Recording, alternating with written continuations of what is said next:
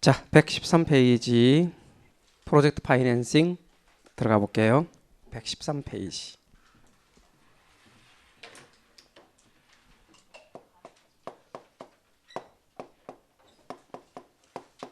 프로젝트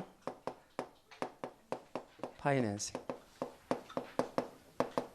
우리 PF라고 하는 것에 대해서 이야기를 해보죠. PF의 기본적인 것은요, 프로젝트 파이낸싱의 경우는 미국에서 석유 개발 회사들이 유전을 개발하고자 할 때요.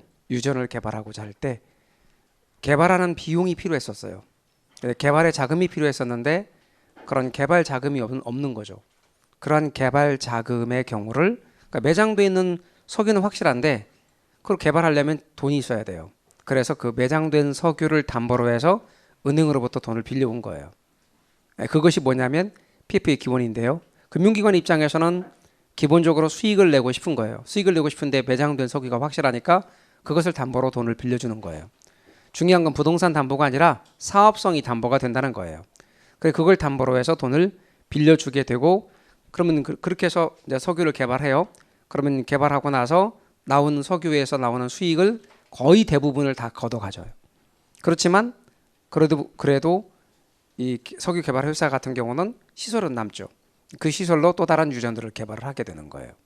그럼 우리가 볼 때 이런 거, 그 옛날에 시골 같은 데 가면 뭐 지금도 덜어 있는 데가 있긴 하지만 이렇게 펌프로 물을 끌어올릴 때 손으로 이렇게 수동으로 해서 작두 펌프라고 하는 거거든요. 그럼 작두 펌프라고 하는 것인데 이걸 펌프질을 해서 물을 끌어올리는데, 그러기 위해서는 물을 한 바가지를 이렇게 부어야 되죠. 물 한 바가지를 붓고 펌프질을 하게 되면 물이 끌어올라오죠. 이럴 때 그 한 바가지 붓는 물을 우리말로 되게 좋은 말이 있어요. 마중물이라고 하거든요. 마중 나가는 물이에요. 마중물.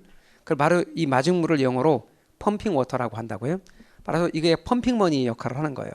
그래서 종잣돈 역할을 하는 거죠. 그래서 이것이 결과적으로 그 석유 개발 회사의 시설 같은 경우를 이제 마련하게 되고, 그 시설로 다른 유전들을 개발하게 되는, 또 실제로 이 PF의 기원이 이제 거기서부터 됐다고 하지만 또 미국이 수에즈 운하 건설할 때도 참여를 하게 되거든요. 수에즈 운하가 어디에 있죠?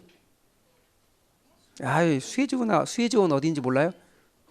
외국에 있죠. 그래서 수에즈 운하 건설에 참여를 하게 됩니다. 그 수에즈 운하 건설에 참여할 때도 PF 방식으로 참여했다 그러죠.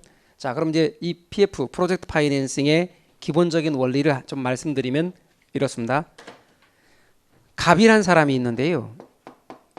갑이란 사람이 사업을 구상했는데 서울의 명동에 대형 테마 상가를 짓는 걸 구상했대요. 외국인들, 특히 이제 우리 중국 관광객들이나 이런 분들이 많이 오시니까 그 외국인들을 대상으로 하는 그러한 대형 테마 상가를 구상을 한 거예요. 그러면 아주 규모가 큰 대형 상가이기 때문에 자금이 많이 들어가고 한 1,000억 정도의 비용이 필요하다는 거죠. 그래서 금융기관들을 상대로 사업 브리핑을 한 거예요. 제1금융권에서 PF는 어렵고 제2금융권, 저축은행, 그다음에 또 뭐 보험회사 뭐 등등등 있을 거예요. 5개 보험회사로 구성되어 있는 금융지원단을 상대로 해서 사업 브리핑을 했다고 가정을 해봐요. 여기는 5개 보험회사들이 참여하는데 금융지원단을 구성해서 200억씩 출원하는 그런 사업이 될 거예요. 그런데 이 금융기관은 그 프로젝트의 수익성이 있는지 없는지를 잘 알지 못하니까 사업성 평가기관에 사업성 평가를 의뢰했대요. 사업성 평가기관에 사업성 평가를 의뢰했대요. 사업성 평가를 의뢰했는데 사업성이 있다라는 판단이 있는 거예요. 사업성이 있대요. 사업성이 있다라고 이제 결론이 나서 이 금융기관은 그 사업에 참여하는 거죠. 그럴 때 여기는 이제 프로젝트 회사를 만드는 거예요. 프로젝트 회사를 만드는 거죠. 이때 이 프로젝트 회사는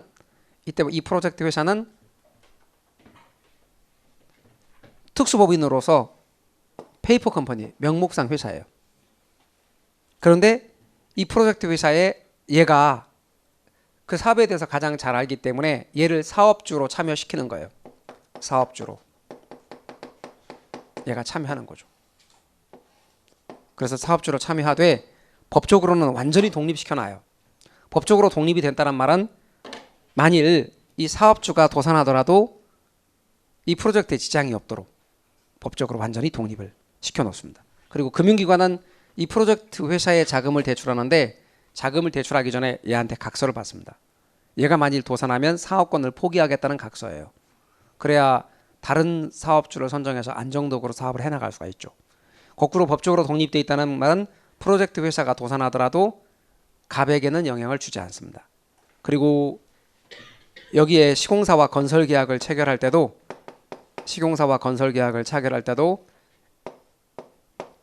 이 시공사의 보증이 들어가야 돼. 대출하려면. 그리고 시공사에게서 각서를 받는데 얘가 도산할 경우는 시공권 포기하겠다라는 각서예요.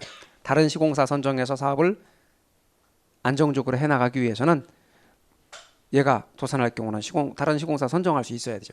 그러기 위해서 각서를 받습니다. 그리고 이 시공사에게는 반드시 거기에 건물을 짓겠다라고 하는 보증이 들어가 줘야 거기에 대출이 이루어질 수 있습니다.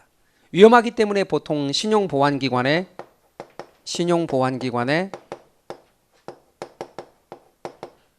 신용보강이 이루어져야 돼요. 그래서 이렇게 보증이 함께 들어가 줘야 돼요. 이때 여러분 대출이 이루어지는데 이 금융기관이 대출을 할 때 대출금은 프로젝트 회사에게 하는 거예요. 얘나 얘한테 대출금을 맡기는 게 아니라 프로젝트 회사에 대출을 하는 것이고 자금의 관리도 사업주나 시공사가 직접 자금 관리를 하는 것이 아니라 에스크로 계정을 운영을 해서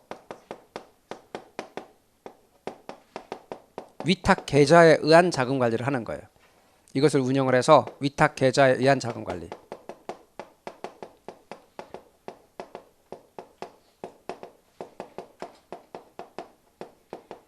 위탁 계좌에 의한 자금 관리를 통해서 가장 뭐가 우선되도록 하냐면 이 프로젝트 수행을 위한 공사비가 우선적으로 인출되도록 얘네들의 시공사나 시행사의 이익보다는 공사비가 우선 인출되도록 자금 흐름을 하나하나 다 통제해요. 그래서 에스크로 계정을 운영을 해서 위탁 계좌에 의한 자금 관리를 한다.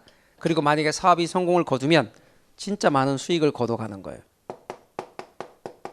많은 수익을 거둬간다. 그래서 이 PF의 기본적인 특징들을 말해보면 가장 첫 번째는 일단 부동산 담보가 아니다. 그럼 뭐냐? 사업성이 담보다. 사업성이 담보가 된다. 이게 첫 번째예요. 사업성이 담보가 된다. 부동산 담보가 아니다. 부동산 담보 아니다. 자, 그다음 두 번째로 여러분이 기억하실 것은 비소구금융이다. 비소구금융이다. 비소구금융이다. 여기서 비소구금융이란 말은 소구란 말은 민법에서 앞으로 공부하실 때 소를 제기하는 것, 소를 제기함, 그걸 민법에서는 소구라고 공부하시는데 여기서는 소구란 말이 한자도 다르고 뜻도 달라요. 여기서 소구란 만기가 됐을 때 이제 상환을 청구하는 것, 돈 달라고 요구하는 걸 소구라고 그래요. 그래서 소구와 똑같은 말은 상환 청구, 상환 청구. 그래서 비상환 청구 금융이다.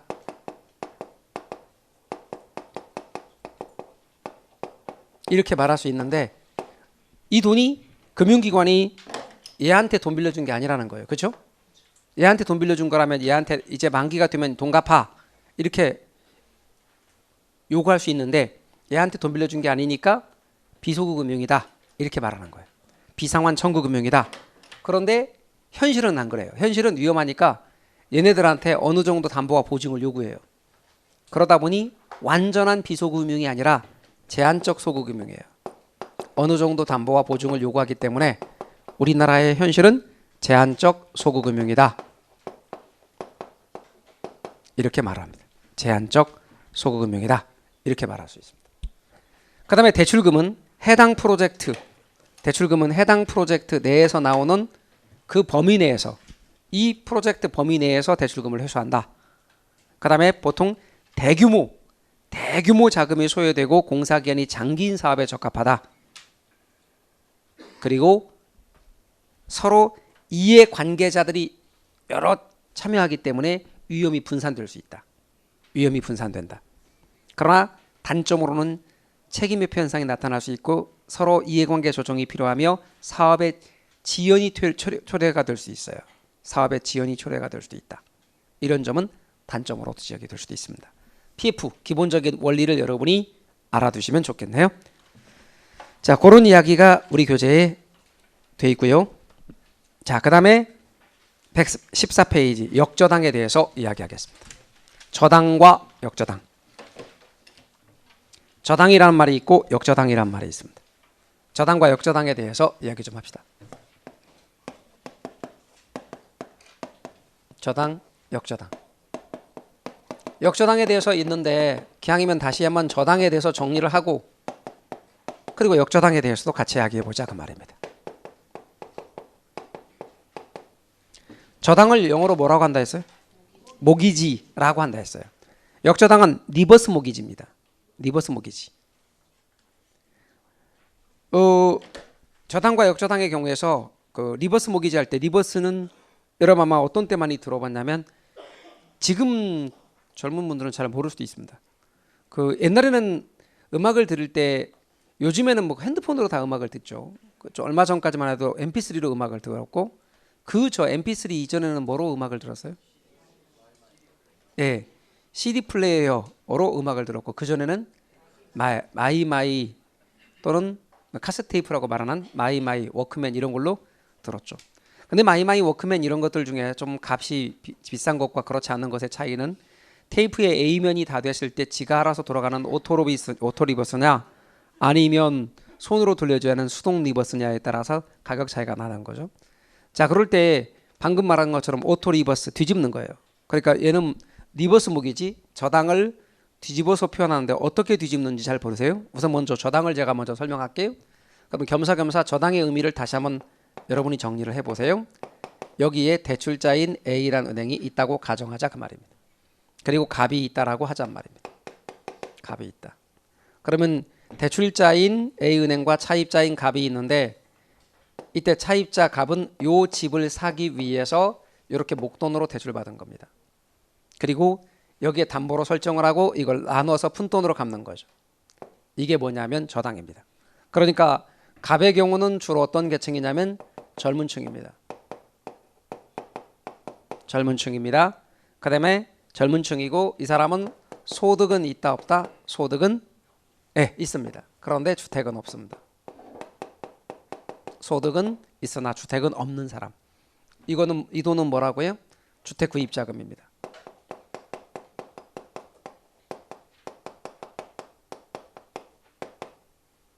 요게 저당입니다. 저당.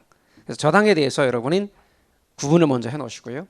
근데 요거를 뒤집는데 이렇게 뒤집으면 안 됩니다. 이건 엎어버리는 거예요. 이렇게 뒤집으라는 거예요. 그래서 뒤집으면 A 은행이 있습니다. 대출자. 그리고 갑이 있습니다. 갑, 차입자. 그런데 갑은 요 집을 가지고 있습니다. 현재. 그런데 은퇴 이후에 마땅한 생활비는 없습니다. 그러니까 생활비 쪽으로 이것을 나눠서 받습니다. 이렇게. 받고 나중에 세상 떠나면 이 집 팔아서 목돈으로 원금이자 누적된 금액을 한꺼번에 갚습니다. 그러니까 주로 얘는 고령층입니다. 고령층. 여기는 젊은층, 여기는 고령층. 그 다음에 소득은 없습니다. 주택은 있습니다. 그 주택을 담보로 노후생활자금을 받아 쓰는 겁니다. 노후생활자금을.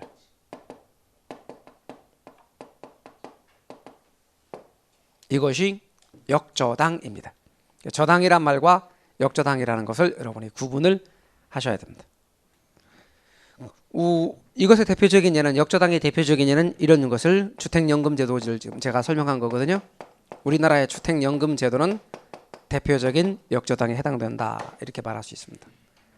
따라서 저당과 역저당을 구분을 여러분이 하시기 바랍니다. 됐습니다. 그 정도. 그 다음에 이제 여기까지가 좀 전 우리가 했던 것이 우리 부동산 금융론의 파트를 둘로 구분할 수 있는데 앞쪽이 금융이고 뒤쪽이 증권 부분이라 그랬어요. 그 부동산 금융 부분에 관한 측면이 여기까지고 그 다음에 이제 부동산 증권 부분으로 들어가는데 증권 부분에 관한 이야기는 용어 다시 기초 용어부터 좀 시작을 해 보도록 할게요. 먼저는 유동화라는 말이 있습니다. 그죠? 유동화와 증권화 그럴 때 유동화라는 용어를 먼저 알아두십시오. 유동화란 말의 뜻이 뭐냐? 그러면 유동성이 없는 것을 유동성이 있게 하는 것, 이게 유동화입니다. 유동성이 없는 것을 유동성이 있게 하는 것, 이것을 유동화라 이렇게 말하는데, 이때 유념할 것은 유동화와 관련해서 같이 기억할 건 증권화입니다. 그러면 이제 유동화와 함께 같이 기억할 게 증권화인데, 좀 이따 증권화는 이야기하기라고, 유동화는 한마디로 뭐라고 말할 수 있냐면, 제가 유동성이 없는 걸 유동성이 있게 하는 거라 그랬죠. 한마디로 말하면 현금화라고 생각하시면 됩니다. 자, 그러면 유동화는 한마디로 현금화다. 그러면 유동화와 증권화에 관한 문제를 같이 이야기하기 위해서 이렇게 보겠습니다. 자, 얘가 예를 들어서 1,000억짜리 빌딩이라고 가정합시다. 그러면 제가 아까 유동성이란 말과 함께 우리가 얘기하면서 현금으로 바꿀 수 있는 정도를 유동성이라고 한다면, 그리고 유동화가 현금화라고 한다면, 얘는 1,000억이나 되니까 이것을 현금으로 바꾸기가 쉬워요, 어려워요? 어렵죠. 고가이다 보니까 덩치가 커서, 그러니까 경기가 안 좋았을 때 소형 아파트와 대형 아파트 중에 소형 아파트가 현금화가 쉽다는 말은 일단 덩치가 작고 금액이 작으니까, 그리고 대상이 여럿이니까 현금화가 쉬운 거예요. 근데 대형 아파트 같은 경우는 덩치가 크고 일단 값이 많이 나가니까 그것을 살려는 대상도 적어요. 그러니까 현금화가 그만큼 어려운 거죠. 그래서 경기가 안 좋으면 당연히 대형 아파트보다 소형 아파트가 환금성이 올라가게 되는 거예요. 그럼 얘는 고가이다 보니 현금화가 어렵죠. 그래서 이것을 어떻게 현금화할 수 있느냐? 이렇게 한다는 거죠. 100억, 1,000억을 내고 살 수 있는 사람들은 많지 않지만 1억을 내고 살 수 있는 사람들은 꽤 많죠. 그러니까 1억짜리 1,000개로 이것을 쪼개는 거예요. 지분화하는 거죠.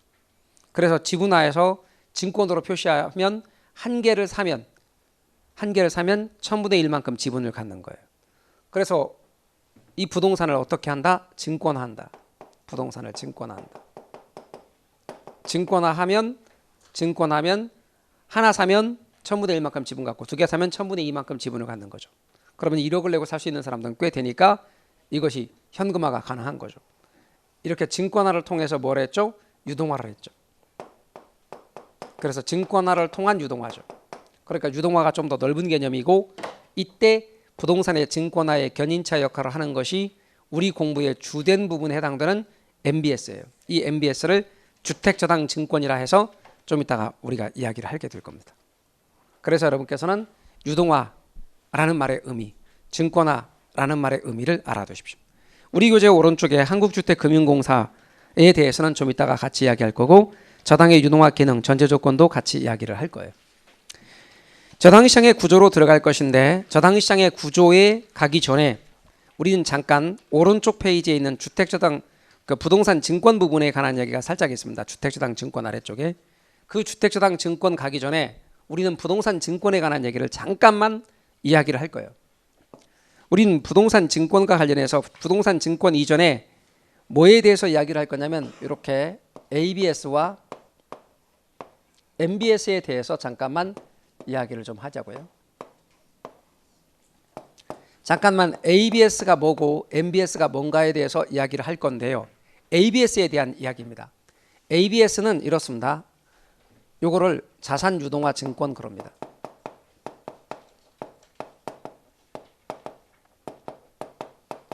그런데 이건 법률에서 명칭한 것이고, ABS를 영어 직역하면 이게 에셋입니다. 에셋. 팩트란 말은 담보한다는 뜻이고, S는 증권입니다. 그러니까 자산 담보부 증권 이렇게 많이 불러왔었습니다. 그런데 법이 만들어지면서 자산유동화 증권이라고 부른 겁니다. 그래서 앞으로 여러분은 ABS라고 하는 것이 있는데, 요거는 뭐라고 보통 말합니다. 두 가지 다 말합니다. 자산유동화 증권, 자산담보부 증권 이렇게 말합니다. 그런데 법에는 자산유동화 증권이라고 말하니까 이렇게 더 많이 부릅니다. 옛날에 이렇게 불렀어요.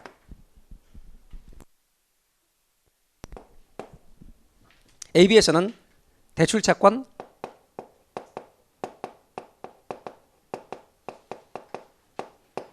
매출채권,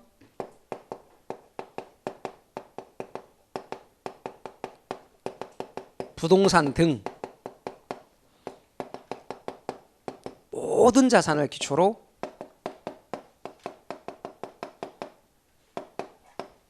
발행하는 증권이에요.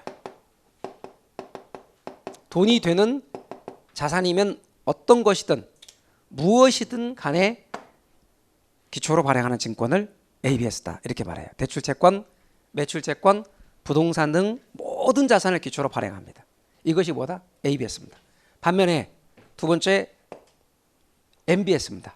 MBS를 주택저당증권이라고 부릅니다. 이건 법률에서 부르는 것이고 영어로는 이게 모기지입니다. 이건 백타카 담보한다는 얘기고 이거는 증권입니다.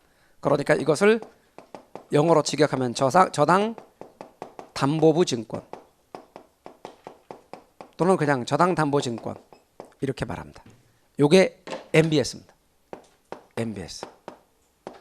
그런데 요거는 뭐냐면 당연히 주택저당 대출채권, 주택저당 대출채권.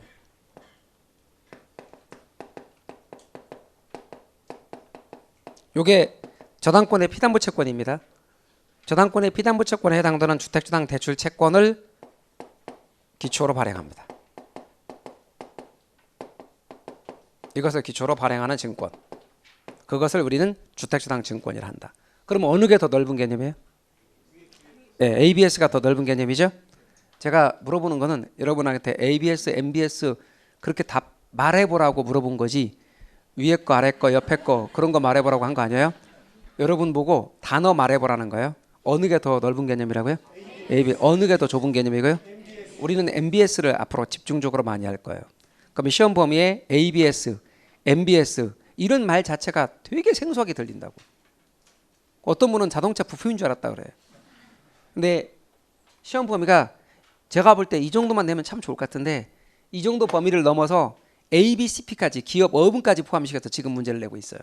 그러니 범위를 그렇게 정말 확장시켜 놓은 사람들 주로 처음 출제하시는 분들이 있어요.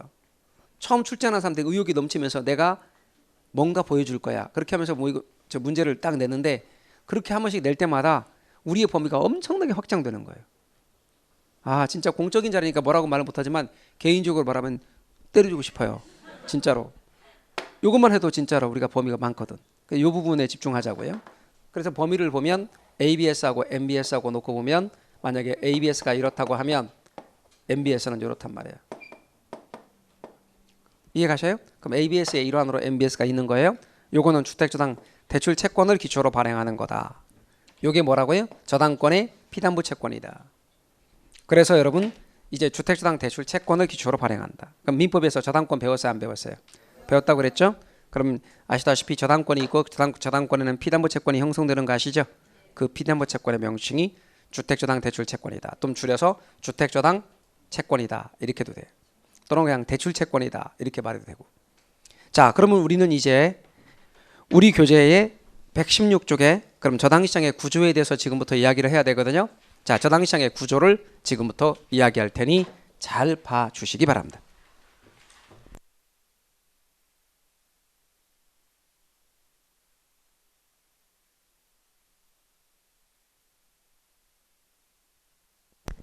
자, 저당시장의 구조입니다. 교재는 116입니다.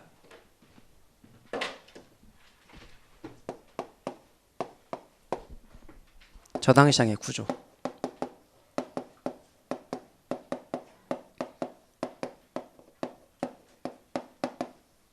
자, 저당시장의 구조인데요. 우선 먼저 이런다고 합시다. 돈을 빌리는 사람. 우리는 아까 차입자 그랬어요. 그럼 차입자 갑돌이가 있는데요. 이 갑이란 사람은 요 집을 현재 사고 싶어요. 근데 갖고 있는 돈이 얼마인가 봤더니 5천만 원 갖고 있대요. 5천만 원. 근데 이 집이 얼마인가 봤더니 1억 5천이래. 1억 5천. 그럼 얼마를 돈을 더 빌려야 돼요? 1억을 돈을 더 빌려야 돼요. 그러면 자기가 갖고 있던 돈하고 합쳐서 이렇게 이제 집을 사려고 하는데 1억을 대출받고자 하는 거예요. 그럴 때 이제 대출자 또는 저당 대출자거든 얘는요. 그런데 편의상 그냥 금융기관 그럴게요. 이 금융기관은 저당 대출자 또는 그냥 줄여서 대출자. 이 대출자로부터 돈을 이렇게 빌리고자 하는 거죠. 그럼 이쪽으로 현금이 가겠어요? 현금이 갈 거고 이쪽으로 뭐가 간다 그랬죠? 우선 저당권이 설정된다 그랬죠? 첫 번째는 저당권이 설정이 돼요.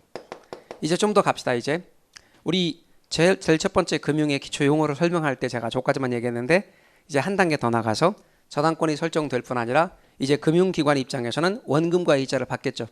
그럼 원금과 이자를 받을 수 있는 권한을 가지게 돼요. 그걸 뭐라고 하냐면 원금과 이자를 받을 수 있는 권한을 원리금 수취권이라고 그래요. 그럼 원금과 이자를 받을 수 있는 권한이 넘어간다. 그런데 우리는 이 부분을 뭐라고 말하는고 하면 1차 저당시장이다라고 이야기를 해요. 1차 저당시장이다. 이게 주택자금대출시장이라고요. 그럼 1차 저당시장에서는 보시다시피 이제 얘가 집 사기에 돈 빌리는 거라고 그랬죠. 그러면 주택금융은 앞에서 구분하기를 주택소비금융과 개발금융으로 구분하고 집 사기에 돈 빌리는 건 그중에 주택소비금융이라고 했던 거 아시죠? 그러면 주택소비금융에 제가 예를 뭐 들었죠? 하나만 들었는데 제도권 금융으로서 집 사기에 돈 빌리는 거 네 글자로 저당대부라고 그랬어요. 그러니까 이거 저당대부예요 지금. 그래서 얘는 저당대부가 이루어지는 시장이다.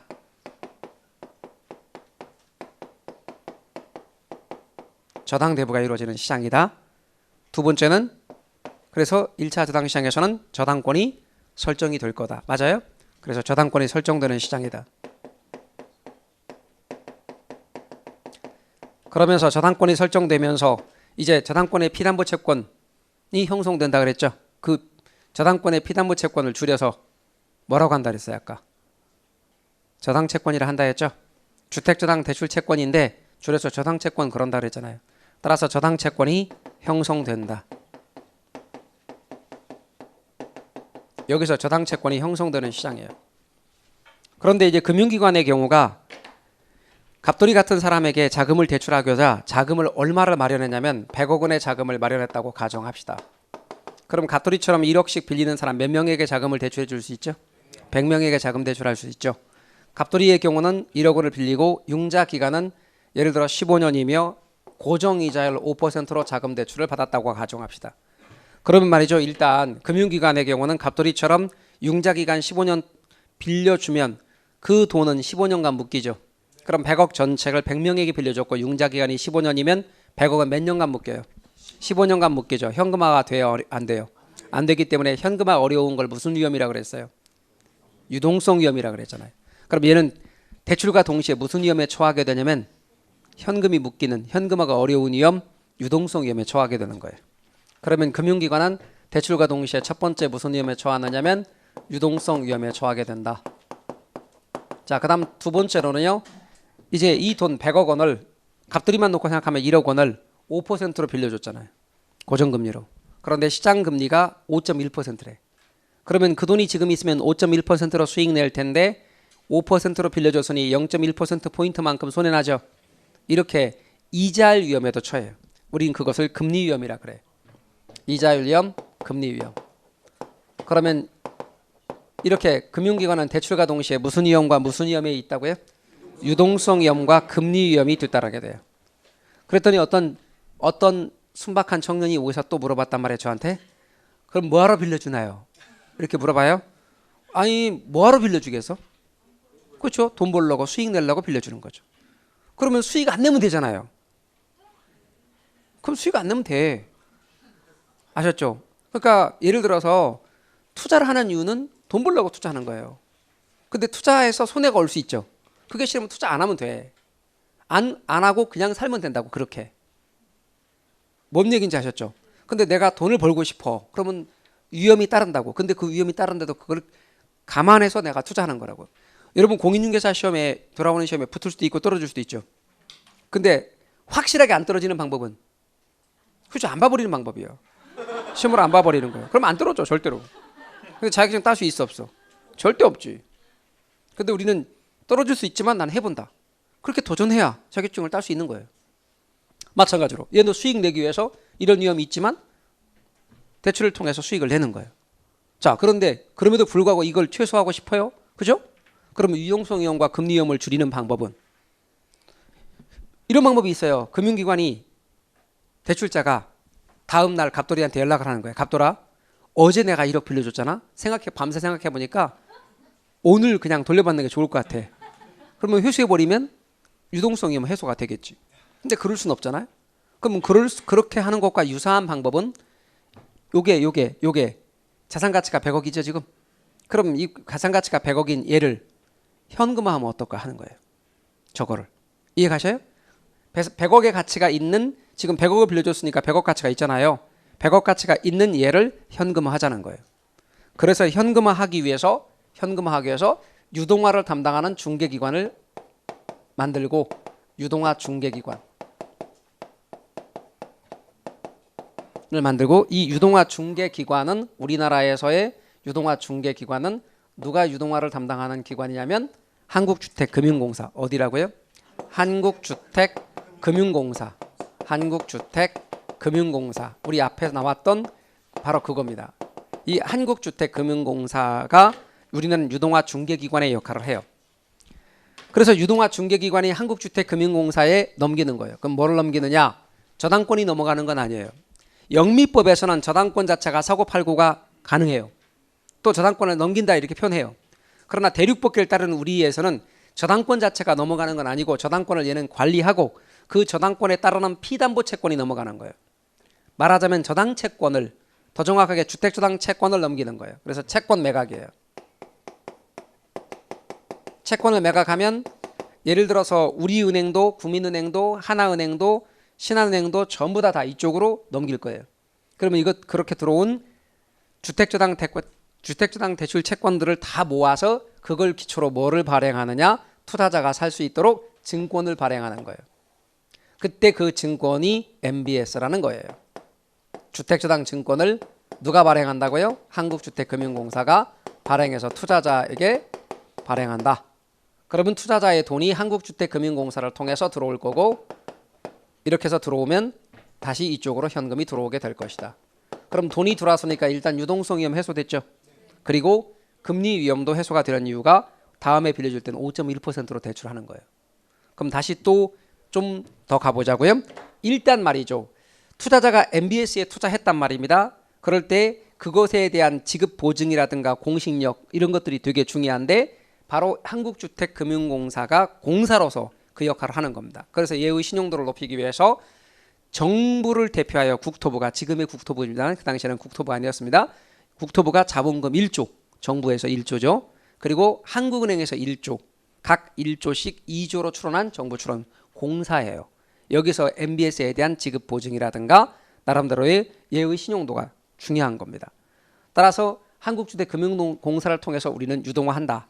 그런데 이 부분을 2차 저당시장이라 그래요. 그런데 2차 저당시장이 있기 전에, 여기는 2차 저당시장인데 우리나라는 2차 저당시장이 언제 만들어졌냐면 2000년대 들어서요. 그럼 2000년 이전만 하더라도 1차 저당시장만 있었다는 뜻이에요. 그럼 1차 저당시장만 있었을 때 예를 들어 갑돌이가 A라는 은행으로부터 돈을 빌리는 거예요. 그러면 돈 빌리려고 하는데 몇 번째 서 있냐면 300번째 서 있다고 합시다. 그럼 은행 앞에 줄 서 있는 사람들이 줄이 늘어서 있는데 선착순이 아니라 갚을 능력 순이라고 가정을 해봐요. 그럼 갚을 능력 순인데 갑돌이가 몇 번째 서 있냐면 300번째 서 있다고 합시다. 그러면 지금 100억 원의 자금을 조성했는데 갑돌이 같은 사람에게 돈을 빌려주면 1번부터 100번까지만 돈을 빌려주죠. 그러면 나중에 300번에 서 있는 갑돌이 돈 빌릴 수 있어 없어? 없어요. 그래서 옛날에는 은행 문턱이 되게 높았어요. 1차 저당 시장만 있었을 당시 2000년대 이전에는 돈 못 빌려요. 그래서 옛날에 그런 말이 있어요. 돈이 있고 빽 있는 사람들만 은행에 돈 빌릴 수 있다고. 은행 문턱 너무 높다고. 그런 말이 있었어요. 근데 언제부터 돈 빌리기가 쉬워졌다? 2차 저당 시장이 만들어지면서부터. 2차 저당 시장이 만들어져서 방금과 같이 유동화를 통해 돈이 또 들어왔잖아요. 그러면 그 돈은 101번부터 200번까지 빌려주는 거예요. 그럼 다시 또 저당권이 설정되겠죠? 그럼 또 유동화를 해요. 유동화를 해서 다시 들어온 돈은 201번부터 300번까지 빌려줘요. 그러면 300번에 서 있는 갑돌이도 드디어 이렇게 자금을 대출받아서 집을 살 수 있게 됐죠. 그러면 2차 저당 시장이다 이렇게 말할 때 우리나라는 한국주택금융공사를 통해서 유동화를 하지만 미국 같은 경우는 직접 금융기관이 SPC라는 것을 설립을 해서 직접 얘가 SPC를 설립을 해서 특수 목적 회사입니다. 페이퍼 컴퍼니. 명목상 회사인데 이런 페이퍼 컴퍼니인 특수 목적 회사를 설립을 해서 거기에 ABS의 일환으로 MBS를 직접 발행해요. 금융기관이. 얘가 직접 발행해. 그리고 자금을 조달하는 겁니다. 이렇게. 그게 가능한 게 미국은 은행의 역사도 좀 깊고요. 우리나라의 뭐 국민은행, 우리은행, 하나은행, 신한은행 합친 것만한 규모의 은행도 있다는 말이죠. 그러다 보니 직접 발행해도 발행 비용들은 감당할 수 있어요. 근데 우리는 국민은행 혼자, 우리은행 혼자 이렇게 MBS를 발행하기에는 발행 비용들이 너무 많이 나와요. 그러니까 얘를 몰아서 하게 되면 어떻게 된다? 발행 비용 절감도 가져올 수 있고 신용도 높일 수가 있다 그 말이에요. 그러니까 우리는 한국주택금융공사를 통해서 발행하고 미국 같은 경우는 직접 금융기관이 발행하기도 한다. 이 부분이 2차 저당 시장이며 2차 저당 시장은 저당 대부가 이루어지는 시장이 아니라 저당의 유동화가 이루어지는 시장이다. 저당의 유동화가 이루어지는 시장이다. 그리고 얘는 저당 채권이 1차 시장은 형성되는 시장이고 2차 시장은 저당 채권이 유통되는 시장이고 구분하셔야 돼요. 그럼 어디까지가 1차고 어디까지가 2차 시장이냐면 이게 1차 저당 시장이에요. 이게 1차 저당 시장이다. 그리고 2차 저당 시장은 어디가 2차 저당 시장이냐면 여기가 2차 저당 시장이다. 이렇게 말할 수 있어요. 2차 저당 시장이다. 이렇게 말할 수 있어요. 그래서 1차 저당 시장과 2차 저당 시장으로 구분할 수 있어요. 그럼 얘는 1차에도 들어가고 2차에도 들어가는 거죠. 그러면 이렇게 저당이 유동화됨에 따라서 나타나는 효과를 말해보면 이래요. 우선 차입자 입장에서 보면 적은 돈 가지고 많은 돈을 빌려서 합쳐서 집 살 수가 있어요. 그러니까 내 적은 돈만 가지고도 나머지 돈을 빌려서 집 살 수 있다. 대출이 쉬워지는 거예요. 금융기관 입장에서의 장점이란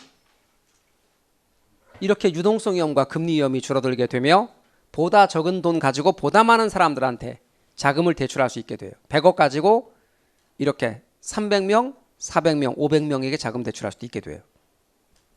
얘 입장에서 장점은 공사가 보증하고 있는 장기 투자 대상이 생기는 거예요. 안정적인 장기 투자 대상이 생기는 거예요. 정부 입장에서의 장점은 서민층에 해당되는 갑돌이가 드디어 집을 산 거예요. 근데 이 집을 샀다라고 하는 말의 의미가 얼마만큼 중요한 의미냐면 이러거든요. 예를 들어 가진 게 없는 사람들, 그러니까 가진 게 없고 지킬 게 없는 사람들 있어요. 그러니까 재산도 별로 없고 집도 없고 가족도 없는 사람들의 특징들은 술 한잔 먹으면 에이 이놈의 세상 뒤집어져 버려라 이렇게 말할 수 있어요. 그런데 지킬 게 있는 사람들, 가족도 있고 재산도 있고 명예도 있고 지킬 게 있는 사람들은 그런 데에 있어서 되게 조심을 하고 그 부분을 지켜나가려고 그래. 그러니까 어때요? 행동이나 모든 것이 보수적으로 바뀌게 돼요. 그래서 나이가 들면 보수적으로 바뀐다라고 하는 얘기는 어느 정도 지킬 게 있기 때문에 그런 거거든요. 근데 젊은 사람들이 좀 더 진보적인 것은 생각이 진보적인 것도 있고 건강하기 때문에 그런 것도 있지만 가진 게 없기 때문에 그래요. 가진 게 없기 때문에 그냥 뒤집어져도 큰 문제 될 게 없어요. 그러니까 결과적으로 뭐죠? 갑돌이가 드디어 서민층인 갑돌이가 집을 샀단 말은 사회가 사회 안전망이 구축됐다는 뜻이에요. 안정화된다는 뜻이에요. 사회 안전망이 구축되는 겁니다. 그래서 주거복지는 최소한의 복지 가운데 가장 기본인 거예요. 그래서 이런 측면에서 놓고 본다고 하면 각각의 나름대로의 장점도 있다. 저당시장이 활성화됨에 따라서 오는 장점들이라고 볼 수 있어요. 그래서 여러분 저당시장의 구조 1차 저당시장과 2차 저당시장이 있다라고 하는 것 말뜻을 잘 알아두시면 좋겠습니다. 자, 그럼 이제 주택저당증권으로 건너가야 되는데 이 주택저당증권으로 가기 전에 어떤 기초 용어로 설명할 거냐면 우리는 아주 기본적인 기초 용어로 설명하고 주택저당증권으로 가보려고 해요. 기초 용어에 대한 설명 잠깐 먼저 할게요. 저당시장의 구조로 갈 건데요. 저당시장의 구조로 가기 전에 저당시장의 구조에서 그 MBS의 종류 있잖아요. 그거를 가기 전에 약간의 기초를 제가 설명을 좀 드리려고 그래요. 뭐에 대해 설명하려고 하냐면 일단 증권이란 말을 계속 쓰고 있는데 이 증권이라는 말에 대해서 좀 더 이야기해 보자고요. 이 증권은 뭐의 줄임말이냐면 유가증권의 줄임말이에요. 뭐의 줄임말이라고요? 유가증권을 줄여서 증권 그런 거예요. 증권, 유가증권이에요. 가치가 있는 증권인 거죠. 그런데 이 증권은 크게 둘로 구분해요. 뭐하고 뭐로 증권을 구분하느냐? 크게 둘로 구분하는데 하나는 주식이라는 게 있어요. 또 하나는 채권이라는 게 있어요. 우리는 주식 이거를 스톡이라고 해요. 그렇다고 절양 그러면 안 돼요. 유량 절양할 때 절양도 스톡이라 하지만 얘는 주식이에요. 그 다음에 얘는 번드예요. 그런데 여러분 민법에서 물권 채권할 때 그 채권 아니에요? 채권할 때는 권리를 말하는 거고 여기서는 그거 아니라 유가증권을 말하는 거예요. 이해 가셔요? 그래서 주식과 채권으로 구분을 합니다. 그럼 주식과 채권이 있는데 이 주식은 어떤 증권에 해당되느냐면 지분증권에 해당돼요. 지분증권에 해당되는데 예컨대 우리 주식을 통해서 자금을 끌어오는 것, 주식 발행을 통해서 자금을 끌어오는 것. 여러분 제가 아까 우리 부동산 금융은 자금 조달 행위라고 그랬죠. 그러면 돈을 조달하는 것, 돈 마련하는 방법은 두 가지가 있어요. 크게. 자, 어떻게 마련해요? 빌리는 방법이 있고 또 하나는 빌리는 방법이 있고 또 하나는 어떤 방법이 있어요? 에? 투자 받는 게 빌리는 거라니까. 빌리는 방법이 있고 뭐가 있어요? 내 거 파는 방법이 있어요. 돈을 마련하는 방법은 내 걸 파는 방법이 있고 하나는 빌리는 방법이 있어요. 내 걸 파는 걸 뭐라고 하냐면 지분금융이라 그래요. 지분금융. 내 거 파는 거. 그래서 얘는 이렇게 주식 발행을 통해서 즉 내 거를 표시한 증서가 주식이거든요. 그걸 발행해서 내 걸 파는 거예요. 이해 가셔요? 다시 말하면 우리 회사의 것을 한꺼번에 우리 회사의 자산 가치가 크니까 한꺼번에 다 팔리지 않아요. 그러니까 어떻게 해요? 나눠서 거기에 지분을 표시한 증서가 바로 주식인데 이걸 파는 거예요. 그러면서 이렇게 해서 주식 발행을 통해서 자금을 조달하는 걸 뭐라고 하냐면 무슨 금융이라 그러냐면 지분금융이라 그래요. 이렇게요. 말뜻 이해가 되십니까? 그러면 지분금융, 주식 발행을 통해서 자금을 그런 건 지분금융 이렇게 말을 하고요. 그리고 채권같이 빌리는 거예요. 차용증서 써주고 돈 빌리는 거. 차용증서는 대표적인 채권이거든요. 그렇게 하는 것은 부채금융 그러는 거예요. 부채금융. 요건 빌리는 거. 요거 내 거 파는 거.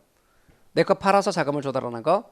이때 지분금융 얻을 목적으로 또는 조달할 목적으로 발행하는 증권, 주식 같은 경우는 대표적인 게 뭐다? 지분증권이에요. 그러면 제가 증권에 관한 측면도 용어를 이렇게 하면 여러분이 혼동될까 봐 제가 여기다 나란히 용어로 써볼게요. 주식은 어디에 해당된다고요? 지분증권에 해당된다.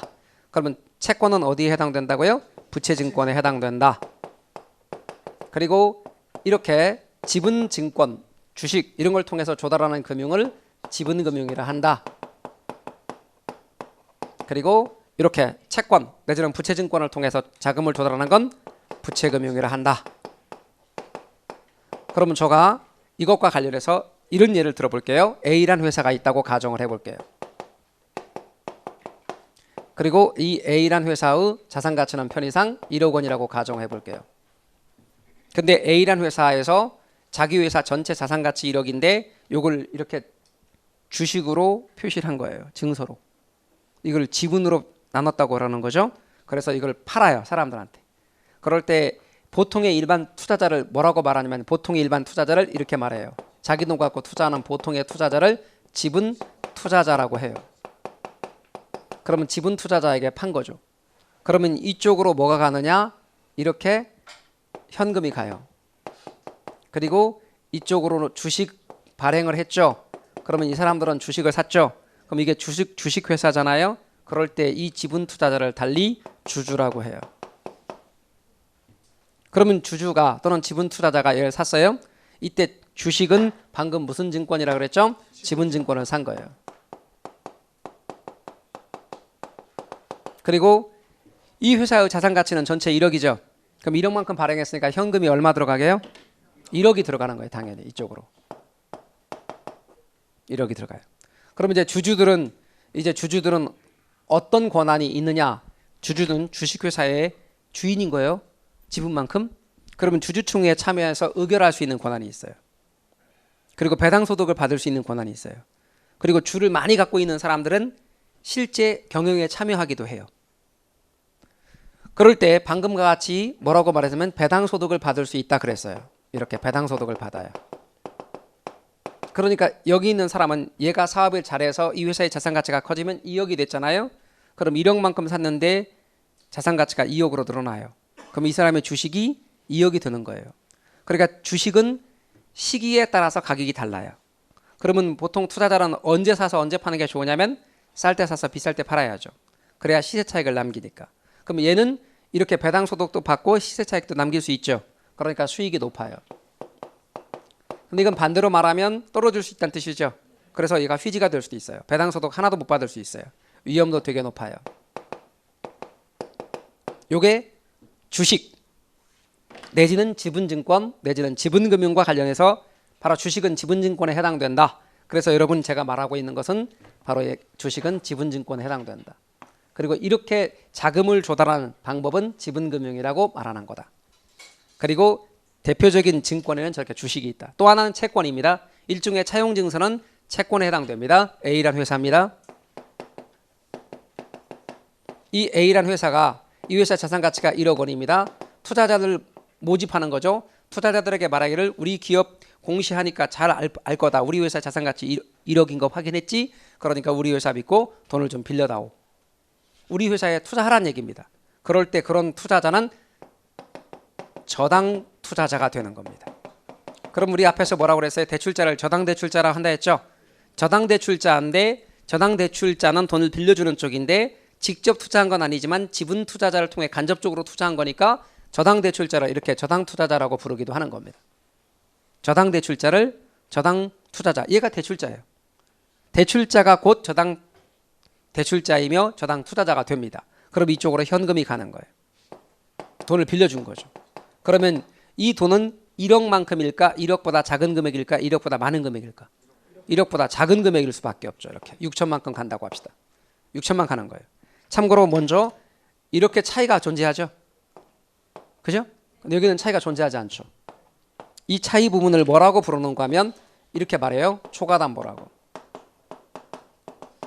그래서 채권으로 자금을 조달하는 방식은 초과담보가 있어요. 그러나 이렇게 주식과 같은 방식으로 자금을 조달하는 방식은 초과담보라는 개념 자체가 없어요.